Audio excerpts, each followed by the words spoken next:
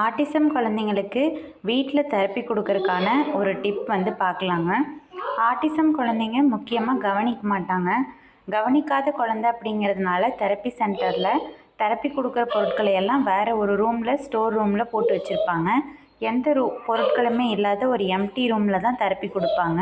நம்ம வீட்லேயும் அதே மாதிரி ஃபாலோ பண்ணணும். ஒரு ரூமை எம்டி பண்ணிவிட்டு அந்த எம்டியான ரூமில் தான் நம்ம குழந்தைக்கு வந்து எது சொல்லி கொடுக்கறனாலும் சொல்லி கொடுக்கணும். எல்லா பொருட்களும் இருக்கிற இடத்த சொல்லி கொடுத்தோன்னா அந்த குழந்தையோட கான்சன்ட்ரேஷன் ஈஸியாக டைவர்ட் ஆகிறதுக்கு சான்ஸ் இருக்குது. இப்போ தெரப்பி கொடுக்குற பொருட்களையே பாருங்கள். நான் ஒரு பாக்ஸ்குள்ளே போட்டு ஃபுல்லாக வச்சுருக்கேன். ஸோ இதில் நான் ஏதாவது ஒரு பொருள் மட்டும்தான் எடுத்து தெரப்பி கொடுப்பேன். அதை திருப்பி கொண்டு வந்து ஒழிச்சு வச்சுட்டு அதுக்கப்புறம் தான் அடுத்த பொருள் எடுத்து தெரப்பி கொடுப்பேன். இந்த பாக்ஸை கட்டிலுக்கடியே ஒழிச்சு வச்சுருவேன். எல்லா பொருளும் கண்ணு முன்னாடி கிடச்சிதுன்னா அந்த குழந்தை தெரப்பி பண்ணாது. ஒரு பொருளை போய் எடுக்கும், இன்னொரு பொருளை போய் எடுக்கும், நம்ம சொல்லி கொடுக்குறத கவனிக்காது. எல்லா பொருளையும் மாற்றி மாற்றி போய் எடுத்துகிட்டே இருந்துச்சுன்னா நம்ம என்ன சொல்லி கொடுக்குறோம் அப்படிங்கிறத அந்த குழந்தை லேர்ன் பண்ணாது. இந்த மாதிரி நீங்களும் ஃபாலோ பண்ணுங்கள். கண்டிப்பாக உங்கள் குழந்தை நீங்கள் என்ன சொல்லி கொடுக்குறீங்கிறத கவனிப்பாங்க.